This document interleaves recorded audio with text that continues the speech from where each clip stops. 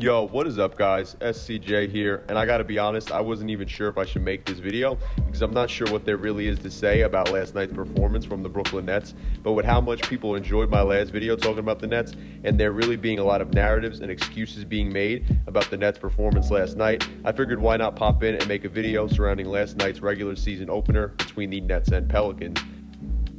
Also, if you enjoyed today's video, then make sure to give it a like because it helps out a lot. And if you're new to the channel and or enjoy the Nets or the NBA, then make sure to hit that subscribe button and notification bell.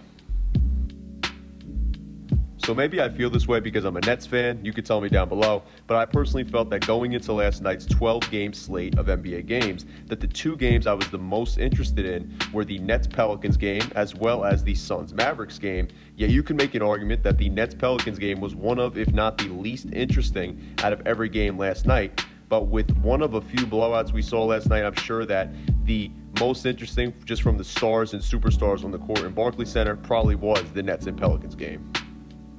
At the start of the game, both teams played kind of solid defense against one another, and I think both teams' offenses were also kind of porous, so maybe that is a reason why. But once the Pelicans got it together offensively, it felt like this game was going to be a rough one for the Nets, at least in my opinion. Right here, though, is where I felt the game might be over before it even started, as Durant passed the ball to Nick Claxton coming up the floor, who was behind the half-court line when he caught the ball, and that's when you could tell this team was just flustered, and it felt like they were out of rhythm. Steve Nash passed a comment after the game and said it was because it was the first regular season game that the Nets' big three of KD, Kyrie, and Simmons had played together, but the Nets still finished the preseason extremely strong with those three guys, and I know it's only just the preseason that we're talking about, but still. In terms of individual performance, the Nets' biggest acquisition from last season, Ben Simmons, fouled out in just 23 minutes of play with 4 points, 5 rebounds, and 5 assists. And going back to how I spoke on the preseason just before, Ben Simmons fouled out in the Nets' final preseason game against the Minnesota Timberwolves. So a part of me wonders if this is going to be a reoccurring issue for Simmons, at least to begin his tenure in Brooklyn.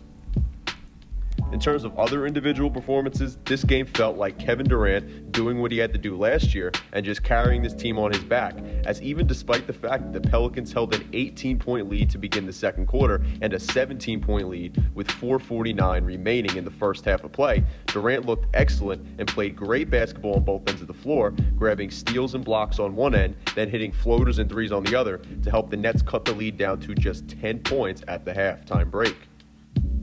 But then, just 6 seconds into the second half of play, Simmons picked up his fourth foul of the night, and that was when it felt like the second half was starting off the way the first half did, and that this game was just going to be handed to the Pelicans, which it pretty much was by the end of the third quarter, as the Pelicans held a 100-78 lead over the Nets in Brooklyn. The fourth quarter was more the same from the Nets, and then the Pelicans would end up winning by a score of 130-108 in Brooklyn, and it was just another porous performance from Brooklyn, which felt more so like what we saw out of them towards the end of the season last year. So yes, this did feel like one of the games that the Nets played at the end of the season last year, and this felt like the Nets team that we saw from the point of the season after KD's injury, and it's a shame because I felt like regardless of the result of the Nets' new big three and what they did on the opening night of the season, that this team would feel different. And I think Kyrie passing comments like this are only going to come back to haunt the Nets because I don't see a championship anywhere in their sights with this current roster at least, and maybe the vibes are different like he said in the comment down below, but it feels like this team isn't different whatsoever, even if the vibes are different. Now, one of my favorite accounts on Twitter is Brooklyn's Beat, so shout out to him, and I believe he's usually on the money with the points he makes about the Nets and just in general about sports and all that, and right here I think he was dead on once again, as he quote tweeted Steve Nash pretty much making an excuse for last night's loss, like the team did very often last season, and pointed back to this quote from former Net Goran Dragic, who was asked after the Nets' playoff loss and playoff sweep to the Celtics about the Nets' challenges that they faced throughout the season, and he said, "It's just excuses, we were just not good enough, that's it." I think Dragic was spot on there, and if you've rooted for this team for any length of time beyond the KD and Kyrie era, then I'm sure you're sick of the excuses as well. I'm hoping this was just a team who came into the game flustered and were out of sync due to everything surrounding the opening night in Brooklyn and all the celebration they did, and they could just get back on track Friday night, hopefully in Brooklyn against the Toronto Raptors. But once again, that's simply just an excuse for last night's loss around the celebrating and all that and the halftime show and everything. And I think you have to hope that this team could just hopefully stay on the floor together and not deal with injuries or foul out like we saw Simmons do last night. And listen, I actually do think the Pelicans are a very solid team. And I think they have a very good chance to grab a 4 through 6 seed in the West and possibly avoid the NBA's play-in tournament, when it comes to April next year. But we're talking about a Nets team that's loaded with talent who still couldn't keep the final score of the game close. Also, I did want to mention that while Ben Simmons' foul trouble hurt the team immensely last night, the Nets also need Kyrie Irving to play better, because I don't think scoring 15 points on 31% shooting in 34 minutes of play is what they want out of him, especially if he's playing to sign a big-time contract this upcoming summer, regardless of if it's in Brooklyn or not. In Zion's first game back since May of 2021, he looked great last night, and the Pelicans' new trio of Zion, Ingram, and McCollum played terrific basketball together. And I'm not surprised, as I've made a few videos speaking on the Pelicans ever since they acquired Jonas Valanciunas in the summer of 2021, and then ever since they acquired McCollum last season. And in the team's first game with Zion, Ingram, McCollum, and Valanciunas all together, they didn't look flustered whatsoever, so I'm not sure why a Nets team with a top 3 or top 5 player in the league currently, in Kevin Durant last night, looked like a team that won't even make the play-in tournament come April of 2023.